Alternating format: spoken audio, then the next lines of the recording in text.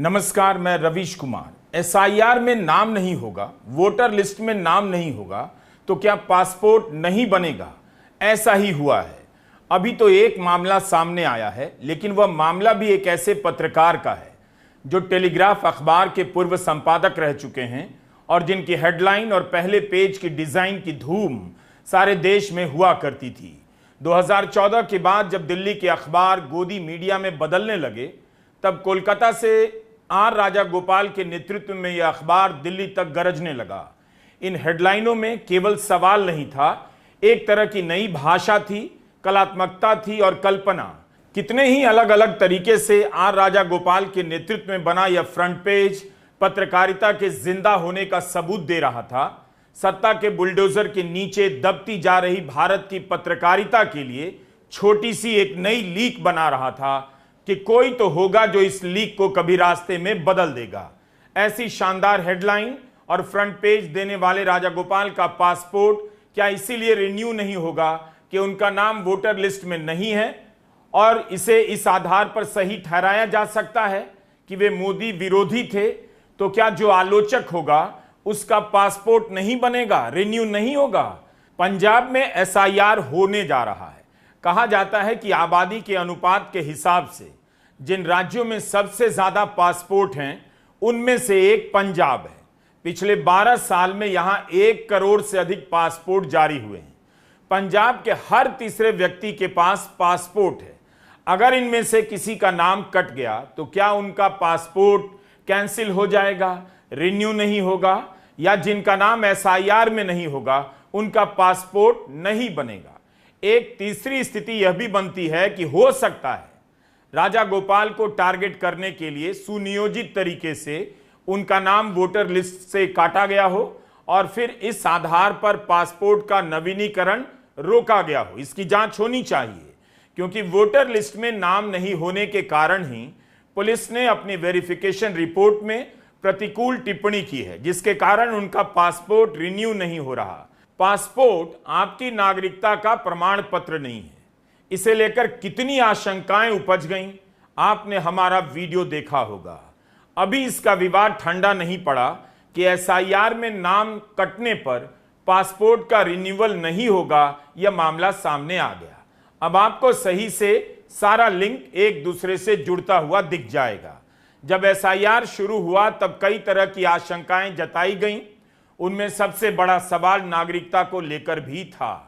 राजा गोपाल के पासपोर्ट का मामला उस आशंका को सही साबित करता है। उम्मीद है आप इस वीडियो को जिम्मेदारी से और अंत तक पूरा देखेंगे।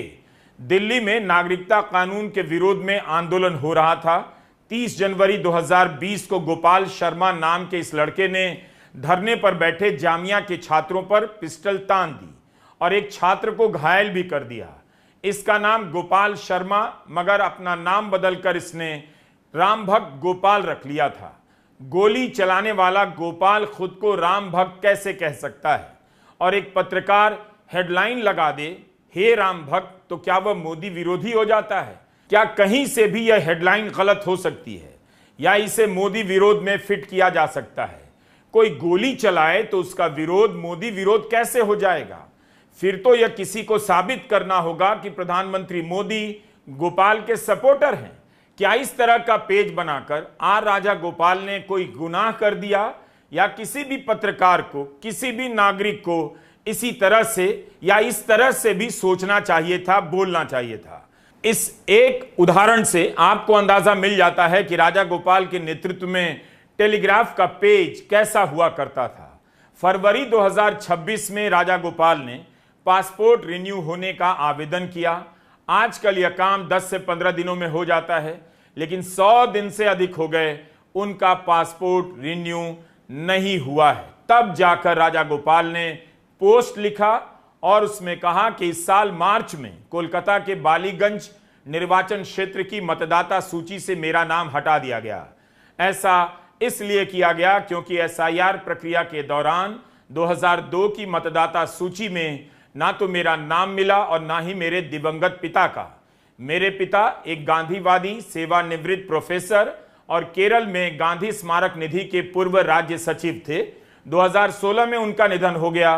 मुझे आज तक समझ नहीं आया कि उनके जैसे जागरूक और ईमानदार मतदाता का नाम सूची से कैसे गायब हो सकता है। मैंने 19 मार्च 2026 को बायोमेट्रिक की औपचारिकताएं पूरी कर ली थी, लेकिन पुलिस वेरिफिकेशन को मंजूरी नहीं मिली क्योंकि मेरा नाम अब मतदाता सूची में नहीं है। कई अन्य वैकल्पिक दस्तावेज जमा करने के बावजूद मुझे बताया गया वे काफी नहीं है। वास्तव में 27 जून 2026 को पासपोर्ट नवीनीकरण के लिए मेरे बायोमेट्रिक्स लिए जाने का 1वां दिन है। पिछले हफ्ते पासपोर्ट जारी करने वाली अथॉरिटी ने मुझे औपचारिक रूप से सूचित किया कि कोलकाता पुलिस ने एक नेगेटिव रिपोर्ट भेजी है जिसमें मतदाता सूची से मेरा नाम हटाए जाने का हवाला दिया गया है। मुझसे तुरंत कोलकाता के क्षेत्रीय पासपोर्ट कार्यालय में उपस्थित होने के लिए कहा गया है। जब मैंने अपॉइंटमेंट मांगा, जिसके बिना वहां प्रवेश करना मुश्किल है, तो मुझे 17 जुलाई 2026 की तारीख मिली है। व्यवहारिक रूप से मैं खुद को एक नागरिक के तौर पर अनिश्चितता की स्थिति में पा रहा हूं। हालांकि हाल ही में सरकार ने दोहराया था कि पासपोर्ट नागरिकता का प्रमाण नहीं है। अब मेरा अधिकांश समय दशकों पुराने पारिवारिक रिकॉर्ड और दस्तावेजों को दोबारा जुटाने की कोशिश में लग रहा है। यह हिंदी अनुवाद है जिसे मैंने उर्मिलेश के फेसबुक पेज से लिया है, मगर राजा गोपाल ने अंग्रेजी में लिखा है। वे इस बात को कम महत्व देना चाहते हैं कि पासपोर्ट रिन्यू नहीं होने के कारण अप्रैल महीने में अपनी बेटी की शादी में अगर अमेरिका जाने की कोशिश करते तो नहीं जा सकते थे। राजा गोपाल के पास अमेरिका का 10 साल का वीजा है। अमेरिका सारी जांच के बाद ही वीजा देता है, मगर तब भी राजा गोपाल का पासपोर्ट रिन्यू नहीं हुआ। राजा गोपाल अपने केस के बहाने खुद को पीड़ित के रूप में नहीं दिखाना चाहते, सारा ध्यान अपने ऊपर नहीं चाहते, बल्कि एक बड़े मुद्दे की बात कर रहे हैं। लिखते हैं, यदि कोई व्यक्ति जिसने अपना पूरा पेशेवर जीवन पत्रकारिता में बिताया और एक जाने माने अखबार का संपादन किया, उसे ऐसी कठिनाइयों का सामना करना पड़ सकता है, तो कोई केवल कल्पना ही कर सकता है कि वास्तव में हाशिए पर पड़े लोगों को क्या कुछ सहना पड़ता होगा। क्या मैंने किसी अखबार से संपर्क किया? नहीं, क्योंकि मैं नहीं चाहता कि यह सिर्फ मुझसे जुड़ा मुद्दा बने। सुप्रीम कोर्ट ने एसआईआर पर सुनवाई के दौरान कहा था कि चुनाव आयोग नागरिकता पर निर्णय नहीं ले सकता, उसके अधिकार सीमित हैं। अगर जिनके नाम एसआईआर में कटे हैं और चुनाव आयोग को उनकी नागरिकता पर संदेह है, तब आयोग को 4 हफ्ते के भीतर उस मामले को सक्षम अथॉरिटी के पास भेजना होगा। अंतिम रूप से वही तय होगा कि अमुक वोटर भारत का नागरिक है या नहीं। उस अथॉरिटी को एक समय सीमा दी गई।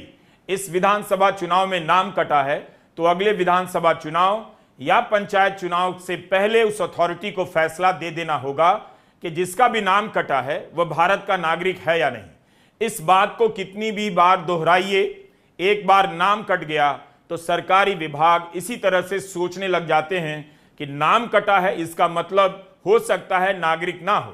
राजा गोपाल के मामले पर एडिटर्स गिल्ड ने बयान जारी किया है और लिखा है कि किसी की नागरिकता तय करने वाली नौकरशाही जिस तरह से आर राजा गोपाल के साथ बर्ताव कर रही है, एडिटर्स गिल्ड इसकी निंदा करता है। सार्वजनिक क्षेत्र में दशकों तक पत्रकार और एडिटर के रूप में काम करने वाले आर राजा गोपाल आज अपने आप को न सिर्फ एक वोटर के रूप में खुद को मताधिकार से वंचित पाते हैं, बल्कि 100 दिनों से अपने पासपोर्ट को रिन्यू नहीं करवा पाए हैं क्योंकि कोलकाता पुलिस ने उनके खिलाफ प्रतिकूल रिपोर्ट दायर की है।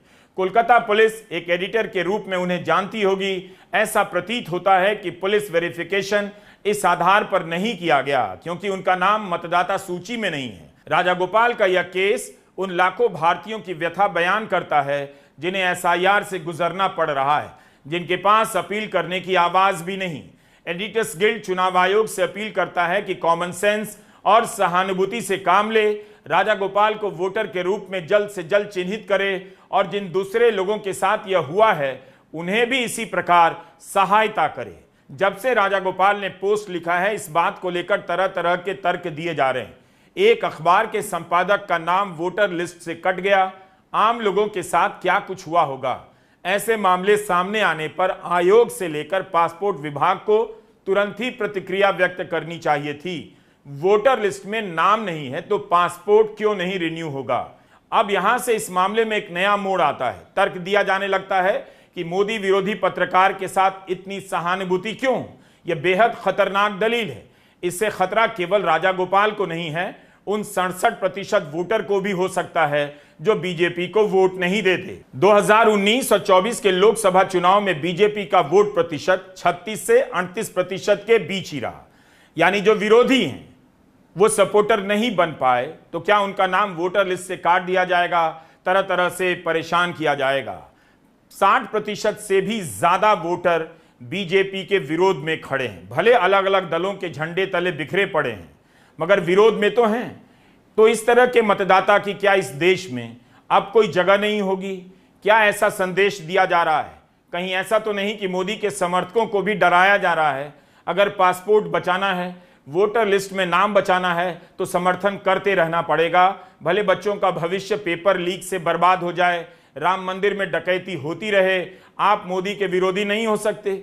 या तो किसी भी मोदी समर्थक को आगे आकर बोलना चाहिए कि वोटर लिस्ट में नाम नहीं है तो पासपोर्ट क्यों नहीं बनेगा। राजागोपाल का पासपोर्ट नहीं बनना और वह भी इस आधार पर कि वोटर लिस्ट में नाम नहीं है, यह सबके लिए चिंता का विषय होना चाहिए। कंचन गुप्ता सूचना प्रसारण मंत्रालय में सलाहकार हैं। राजागोपाल के मामले पर इंडियन एडिटर्स गिल्ड की प्रतिक्रिया पर इन्होंने ट्वीट किया कि एडिटर्स गिल्ड के सिद्धांत तब कहां थे जब आर राजागोपाल ने मोदी सरकार के खिलाफ जहरीला कैंपेन चलाया, आलोचना नहीं बल्कि निजी रूप से हमला करने के लिए। याद कीजिए कैसे स्मृति ईरानी को फ्रंट पेज पर एंटी नेशनल कहा गया, इसलिए अपनी आउटरीच की सिगरेट बनाकर फूंक लीजिए। यह प्रतिक्रिया तो भयावह है। ट्विटर पर राकेश ने जब लिखा कि आपने भी मिसेज गांधी के खिलाफ लेख लिखा है तो क्या आपका पासपोर्ट रद्द हो गया था? तब कंचन गुप्ता ने जवाब दिया कि मैं एडिटर्स गिल्ड के सेलेक्टिव आउटरीच पर बोल रहा था, किसी के पासपोर्ट पर नहीं। लेकिन एडिटर्स गिल्ड का बयान तो पासपोर्ट को लेकर ही था। क्या उनकी सफाई में स्पष्टता है? क्या यह माना जाए कि सिस्टम में कोई ऐसा था जो जानबूझकर राजागोपाल को टारगेट कर रहा है? पहले वोटर लिस्ट से बाहर किया गया, फिर पासपोर्ट बनने से रोका जा रहा है। अगर ऐसा नहीं है तो कोई बात नहीं, और अगर ऐसा है तो इसे गंभीरता से नोट करना चाहिए। जैसे ये फ्रंट पेज देखिए, 21 जुलाई 2023 का है। इस पर 79 मगरमच्छ बने हैं। क्यों बने हैं? क्योंकि मणिपुर में भयंकर हिंसा हो रही थी। विपक्ष प्रधानमंत्री से जवाब मांग रहा था कि क्यों चुप हो गए हैं। किसी तरह की अपील तक नहीं कि हिंसा मत करो। लोग मारे जाते रहे, हिंसा होती रही। 79 दिनों के बाद प्रधानमंत्री की पहली बार प्रतिक्रिया सामने आती है। कोई भी कहेगा घड़ियाली आंसू बहा रहे हैं, 79 दिनों तक क्यों नहीं बोले? इसी बात को फ्रंट पेज पर इस तरह से चित्रित किया गया है। क्या यह मोदी विरोधी है? अगर कोई अखबार याद दिलाता रहा कि 79 दिनों तक आप चुप रहे, अब आपके आंसू निकले हैं, बयान आए हैं, तो इसमें क्या गलत है? न्यूज क्लिक पर आपने हमारा वीडियो देखा होगा। बिना सबूत के फर्जी केस में फंसाकर इस संस्था को बर्बाद कर दिया गया। ईडी सबूत तक नहीं दे पाई, लेकिन जनता की समस्याओं को उठाने वाला यह संस्थान करीब करीब बंद सा हो गया। इसके पत्रकारों पर छापा पड़ा क्योंकि वे सरकार से सवाल पूछ रहे थे। आपने न्यूज क्लिक पर हमारा वीडियो देखा होगा, एक बार फिर से देखिए, हम लिंक डिस्क्रिप्शन में दे देंगे। न्यूज क्लिक अकेला नहीं है, केरला का मीडिया वन चैनल पर भी बैन लगा दिया गया था। इस चैनल के बारे में सुप्रीम कोर्ट का फैसला आपको पढ़ना चाहिए। 20 मार्च 2026 से सुप्रीम कोर्ट के कहने पर इस ट्रिब्यूनल ने काम करना शुरू किया। इसके काम करने की रफ्तार अत्यंत धीमी है। इस ट्रिब्यूनल के पास 27 लाख लोगों की अर्जियां हैं जिनके नाम तार्किक विसंगति के कारण वोटर लिस्ट से हटा दिए गए हैं। चुनाव आयोग ने भी नहीं कहा है कि ये 27 लाख भारत के नागरिक नहीं हैं या इनकी नागरिकता पर किसी तरह का संदेह है। फिर पुलिस कैसे इस आधार पर अपनी रिपोर्ट में फाइल कर सकती है? राजागोपाल ने भी ट्रिब्यूनल में आवेदन किया है। इस बीच किसी और का पासपोर्ट रिन्यू करने आएगा तो क्या इसी आधार पर उन्हें भी रोक दिया जाएगा कि आपका नाम 27 लाख लोगों में है? तार्किक विसंगति के आधार पर काट दिया गया है। पश्चिम बंगाल के चुनाव में पहली बार तार्किक विसंगति की कैटेगरी लाई गई। जिन वोटर के 5 बच्चे हैं उनका नाम तार्किक विसंगति में डालकर वोटर लिस्ट से अलग कर दिया गया।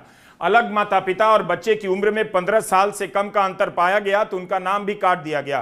क्यों ऐसा किया गया? कभी ठीक से बताया तक नहीं गया, बस मान लिया गया कि फ्रॉड हो सकता है। कई बार अलग अलग दस्तावेजों में नामों की स्पेलिंग में अंतर होता है। इस आधार पर भी वोटर के नाम लिस्ट से काट दिए गए। अगर मकबूल की अंग्रेजी स्पेलिंग में क्यू की जगह के है तो उसका नाम कट गया। अनिल मुखर्जी का नाम अगर यूनिवर्सिटी के सर्टिफिकेट में अनिल मुखोपाध्याय है तो उनका नाम कट गया। इस तरह की खबरें एसआईआर के दौरान बहुत छपी थी। So the process is when you name is put in under adjudication list, you should submit one of the 11 documents which the Election Commission told the Supreme Court. We will accept one of the 11 documents. Supreme Court also asked them to consider, not mandatory to consider Aadhaar, but other 11 documents. So the BLO told me, not worry, you give me that. So I gave my matriculation certificate, which is one of the assigned certificates by EC. But even after that, when March 27th, when the final supplementary list came out, they very clearly deleted my name and said that excluded from deletion. But by then I had already applied for the passport renewal, and the passport office did not say at any point that you need to have a voter ID card, because all the documents they checked, they took the money, then the biometrics were done in March 19th. And then it was at the local police station that they told me that your voter ID is required. Without that, we can't give you police verification. So, Rajagopal, are you saying that the Election Commission record and the passport office, they got the information, right?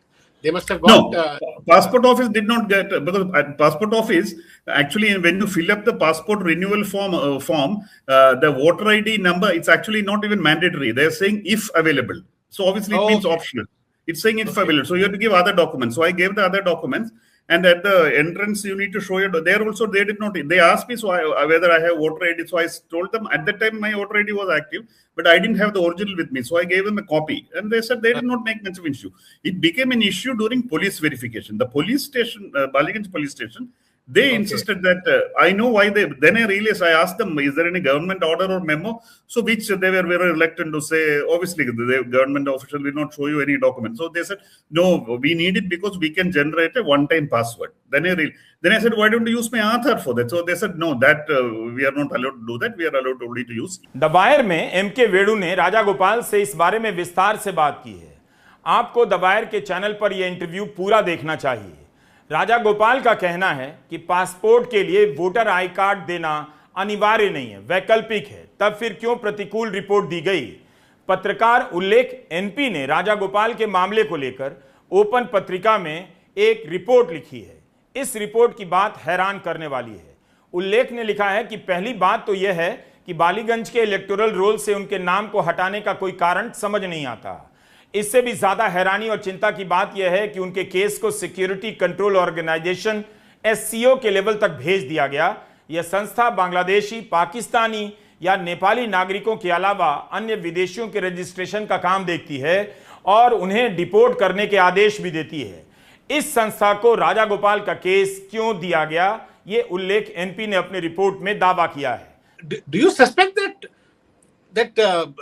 this is now a regular practice, that people who are under adjudication, and SIR is being conducted throughout the country, and this adjudication category, I presume, is getting created in other states also, although Bengal was the first. So how does passport issue of passport, how does it get linked to this issue, SIR issue? What is your suspicion? Does it have anything to do with the recent announcement or is it coincidental that announcement by the MEA that passport is just a travel document? It is not this thing of citizenship. I mean, what is your sense? What is going on? Yeah, exactly. See, that is exactly why I decided to discuss this also about this. See, the key problem is, when the SIR came up, the Election Commission repeatedly said that its sole purpose was to clean up the electoral list. And Supreme Court also, in the Supreme Court judgment that upheld the SIR, as far as I know, the Supreme Court said that they are upholding it for the sole purpose of cleaning up the list. And any citizenship issue has to be decided by the Home Ministry. In fact, I think as AC has been asked to forward the list of deleted, the finally deleted people, the list to the Home Ministry so that Home Ministry can take a decision.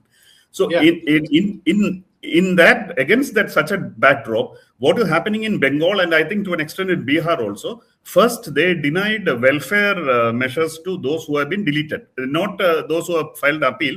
Those who have been deleted have been declined welfare measures. So this itself is quite alarming and far more serious than my passport issue. आपको लगेगा कि राजागोपाल के साथ ही हुआ है, लेकिन देखिए इस एक घटना के पीछे कितनी सारी बातें आकर जुड़ जाती हैं। आज तक चुनाव आयोग ने नहीं बताया कि एसआईआर के दौरान कितने विदेशी मिले। बिहार में भी हल्ला हुआ, सूत्रों ने खूब खेल मचाया, बाद में सारा मामला ठंडा पड़ गया। 28 जून के टेलीग्राफ की यह खबर देखिए, जिन लोगों के नाम की स्पेलिंग के कारण वोटर लिस्ट से कट गए, उन्हें अब राशन मिलने में दिक्कत हो सकती है।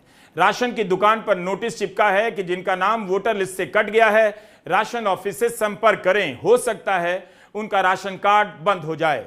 टेलीग्राफ की यह रिपोर्ट एक जगह से नहीं, कई जगहों से है। यह भी लिखा है कि 27 लाख लोगों के नाम ट्रिब्यूनल के सामने हैं।